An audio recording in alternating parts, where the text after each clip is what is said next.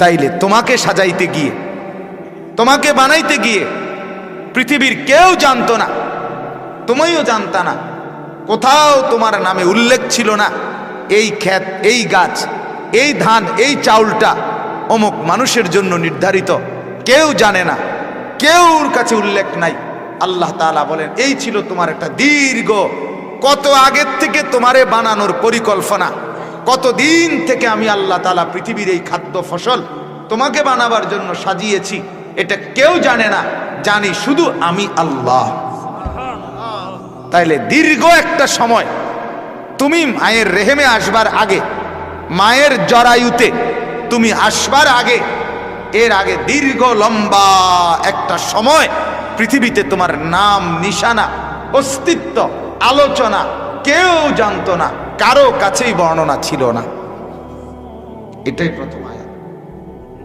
আল্লাহ তাআলা বলেন হাল আতা আলাল ইনসানি হিনুম মিনাদ দাহরি, প্রতিটা মানুষের জীবনে অতিবাহিত হয়েছে কি একটি দীর্ঘ সময়, লম্বা যুগ।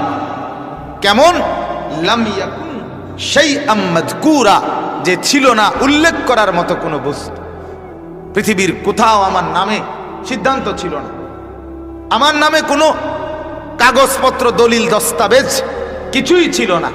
আল্লাহ তাআলাই বলেন আমি এই বিস্তীর্ণ খাদ্য ফসলের মাঠ থেকে তোমার জন্য বরাদ্দকৃত বীর্যের ফোঁটাটা আমি গুছাইয়া তৈরি করে নির্দিষ্ট জায়গায় এনে পৌঁছাইছি।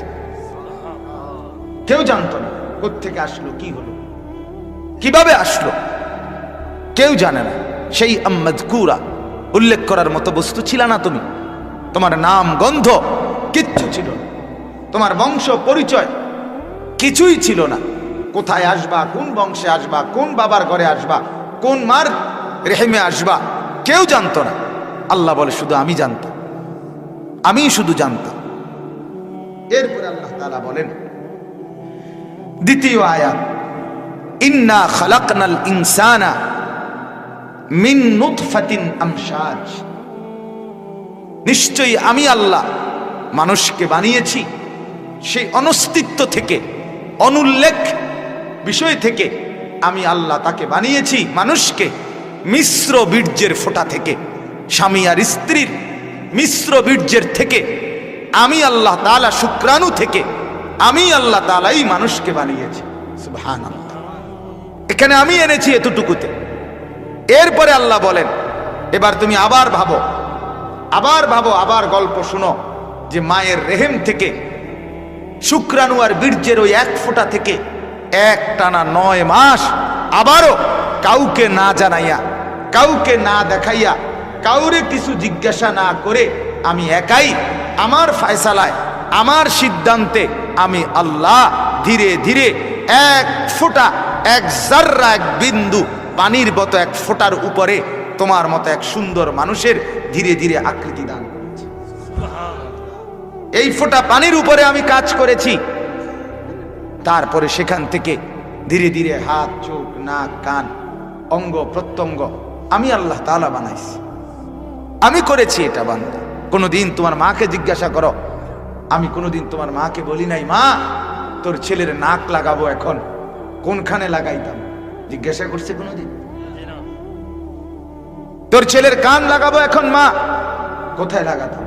আল্লাহ বলে না বান্দা, তোকে বানিয়েছিও আমি, তোকে সাজিয়েছিও আমি, আমি সাজাইছি।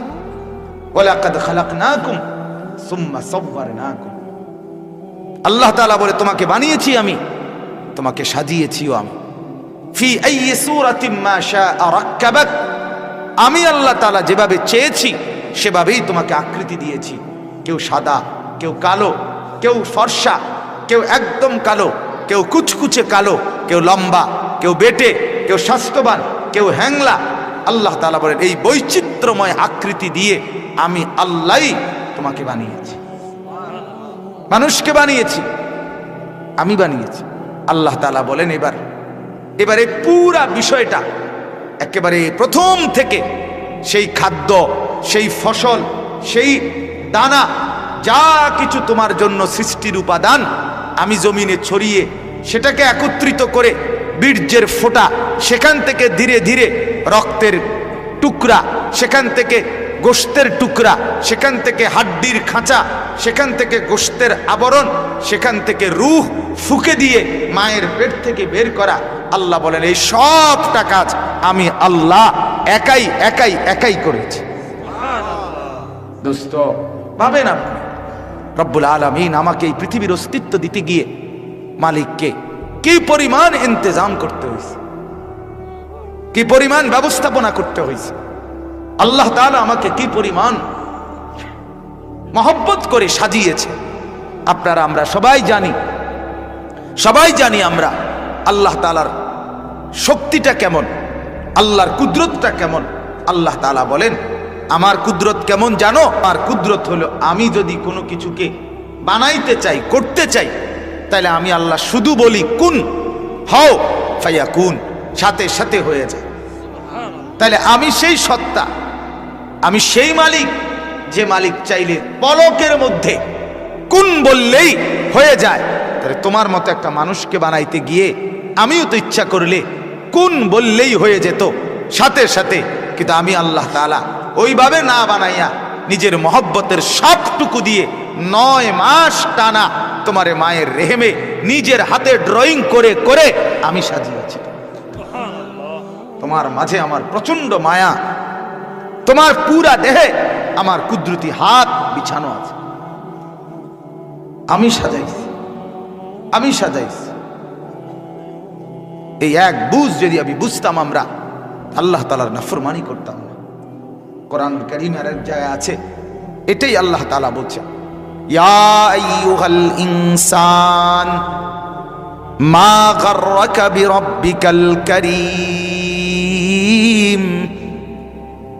রব্বুল আলামিন বলেন হে মানুষ, হে ইনসান, আজ তুমি কার কথা ধরে, কাকে পেয়ে আমার মতো দয়ালু মনিব, আমার মতো মেহেরবান মাওলা আমাকে ত্যাগ করে সরে গেলে? আমার চাইতে উত্তম কাকে পেলে? সারাদিনে একটা সেজদা দাও নাই বান্দা, বলো তো তাইলে আমার চাইতে উত্তম কাকে পেয়েছো? সারাদিনে একবার এই জবানে আমি মালিকের নাম নেও নাই, বলো না বান্দা আমার চাইতে ভালো কাকে পেলে? কেন আমাকে ছেড়ে দিলে? মা গাররাকা, কে তোমারে ধোকা দিল? কে দিল ধোকা? ভাইয়া ছেলেরা তোমরা বলো না বাপ, এই মুসলমানের বাচ্চা বলো না কেন? যারা সেজদা করলা না, আজকের সারাদিনে এক ওয়াক্ত নামাজ পড়তে পারলা না, কেন বাপ? কেন? আল্লাহকে ভুলে কাকে পেলা? মোবাইলের ওই নর্তকী না, মোবাইলের ওই উলঙ্গ ছবি, সে কি দিল তোমারে? সিনেমার নায়িকা তোমারে কি দিল? রাস্তার বেহায়া মেয়ে তোমার জীবনে কি দিল? বলে জিনা, বেবিচার, উলঙ্গ দৃশ্য, নাচ গান, গেমস, ফুর্তি, কি অর্জন হলো পৃথিবীতে? জীবনের উপার্জন কি আমার? বলে কে বুঝাবে ছেলেদেরকে? কে বুঝাবে আমার এই সন্তানদেরকে?